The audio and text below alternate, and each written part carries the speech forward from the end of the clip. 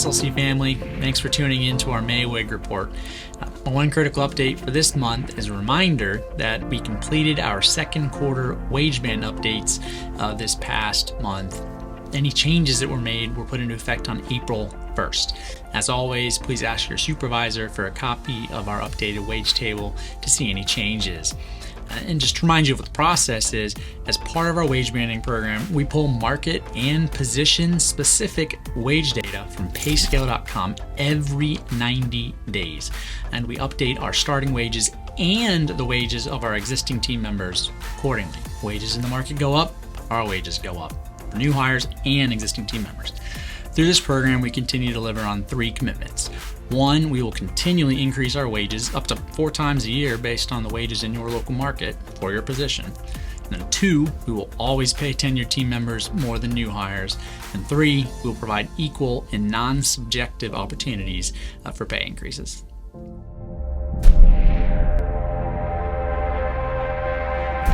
So this month's leadership focus is on the use of time. Please note I didn't say time management because time is not something that can be managed or controlled.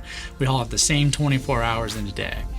The use of time and how we manage ourselves is something I personally wrestle with every day, thinking about a lot, and has become a greater challenge for many of us over the past 2 years, particularly when we are short-staffed. I've heard so many people say, I just don't have enough time to get my job done, and it's probably true in many cases. Hence, why we are so focused on this. Many of our past leadership focuses have been centered on what to do with our time, such as in February when I shared the Ivy Lee method. You can Google it or rewatch the report on our YouTube channel if you need a refresher. Today's leadership focus is on when we do things instead of what we do. You know, we've all heard the saying, timing is everything. Everyone is familiar with that. You kind of get it. When you do things is at times even more important than what you are doing. The inspiration for this message comes from a book by thought leader and author Daniel H. Pink. The book is aptly titled When, and the subtitle is The Scientific Secrets of Perfect Timing. What I like about this author and topic, it is backed by scientific studies. We don't have enough time to dive deep into this. I'm going to focus on when we make critical decisions. The simple answer is to focus on what's most important early in the day or after a brief break. Being rested is relevant, particularly for big decisions, meetings, anything of importance. To reinforce this, I'm going to share 2 studies from the book. The first was regarding parole hearings, where they determined that parolees in a Texas prison were exponentially less likely to have their parole granted if the judges had not taken a break. And like clockwork, after every break the judges took, the likelihood of parole being granted shot up. And then as the parole hearings went on, judges got tired, the likelihood of parole being granted went down. And then as soon as they took another break, boop, it shot back up again. Wild. The second is regarding hospitals, and this revealed a lot of mistakes happen later in the day, specifically during the afternoon when the care providers are tired. A simple example, and certainly applicable to what we do as well, is that team members are 10% less likely to wash their hands before treating a patient in the afternoon than they are in the morning. To give you an even more eye-opening example, at least it was for me, the study also determined that surgery patients are 3 times more likely to receive a potentially fatal dose, deadly dose of anesthesia in the afternoon than they are in the morning. That's crazy. If you're interested in learning more, I encourage you to check out the book When and research further. The takeaway for us is when we do our best work is when we are fresh and rested. We should try and organize how we use our time accordingly. If you want to have a superpower, become effective at both what and when. We communicated last month that we were launching our SLC career pathways with culinary pathways for our dining team, and this month we are launching care pathways for our clinical team members. Care Pathways is this month's benefit highlight. Angela Gist, one of our leaders who helped build the program, has a message to kick the program off.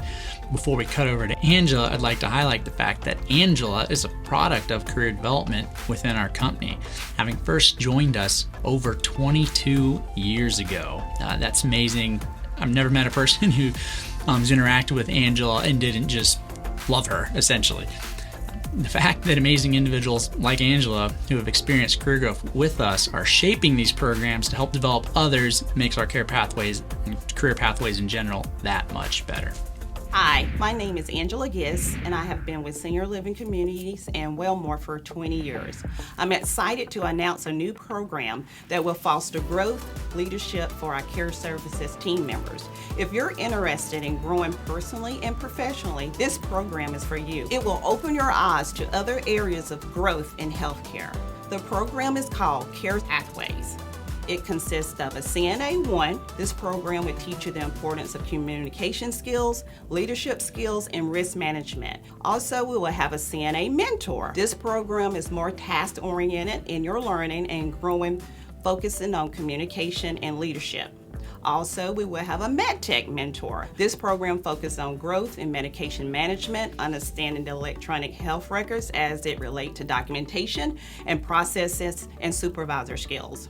Also, we will have a charge nurse mentor, LPN or RN. In this course, you will improve your communication skills, clinical leadership skills, increase participation in clinical calls, nurse management, and more understanding of long-term care industry. Each care path takes 90 days minimum to complete. You're also eligible for a pay increase. We're excited about the new program and we want you to grow with us. If you're interested in learning more about these programs or want to get signed up and started, please contact your supervisor.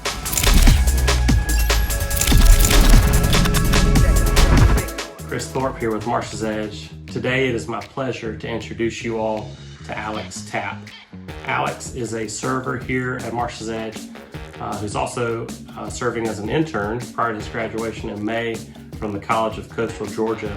But most importantly, Alex is being recognized today because he's a lifesaver. Here's Alex to tell you more. Hey, my name is Alex Tapp, and one night when I was working in the dining room, we noticed that a guest of one of our residents was choking.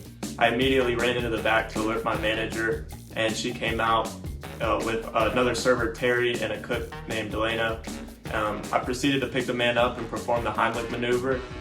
We freed what he was choking on, and then we laid him down on his side to make sure that he was no longer choking. The color started coming back to him, and he started to be able to talk and hold conversation. The paramedics came and checked him out, and we were able to send him on his way. I'm Betsy Johnson, the Director of Dining Services at Homestead Hills. I'm recognizing Catrice Robinson because she lives by one of our guiding principles of people first always.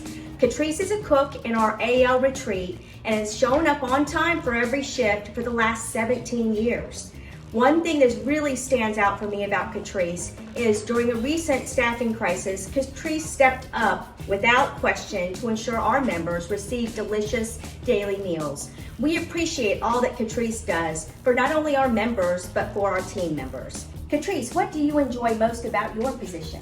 Well, basically, I enjoy interacting with our members. I know the members depend on me daily to provide the nutritious and delicious meals, and I try to learn different recipes daily. Well, good afternoon, everyone from Evergreen Woods. I have the pleasure of sitting here today with Kathy and McGallis, two of our heroes, and they have a great story to share with you.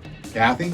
New residents had just moved in, and the woman lost the diamond out of her engagement ring. Looked all over, could not find it. I then enlisted the help of the housekeeping department, and that team and I, we put together a plan. McGallis went to the apartment, vacuumed very carefully, and then she sifted through the bag and she found the diamond. So this is a great example of how McGallis goes above and beyond for our members. It's like the diamond in the rough. McGallis, amazing story. Thank you. Yeah, what motivated you to do that? Just doing my job. That's what we do every day here in Evergreen. We go above and beyond, and we try to please the residents so that we feel taken care of, safe, happy. That's it. That's our goal. Awesome.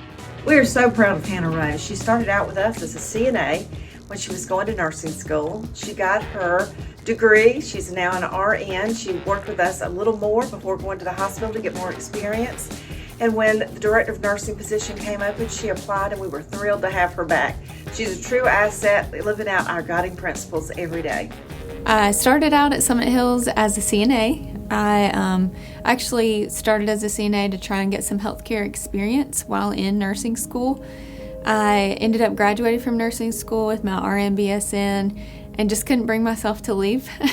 So I stayed PRN, RN at the community, was also working full-time at the hospital. I did that for about 6 months. At that point, I knew I needed to just focus on the hospital.